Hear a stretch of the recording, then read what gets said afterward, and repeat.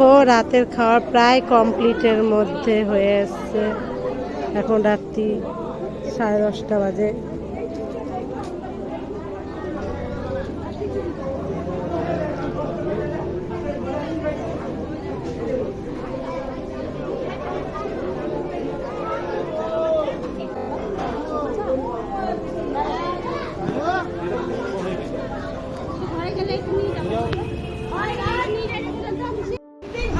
আজকের মতো সব অনুষ্ঠান এখানে শেষ। এখন ঘুমানোর টাইম হয়ে গেছে। দেখো সবাই ঘুমিয়ে পড়েছে। সবটিকে একটু দেখিয়ে দিই। দেখো আবার তৈরি হয়ে গেছি মালদা যাওয়ার জন্য।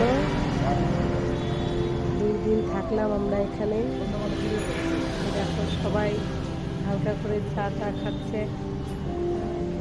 দেখো এখানে দেখো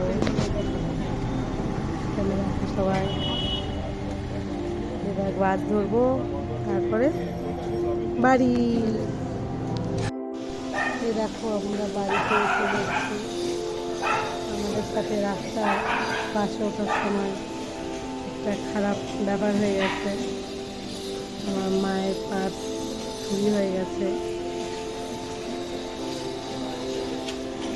কি আর বলবো, বাই, টাটা।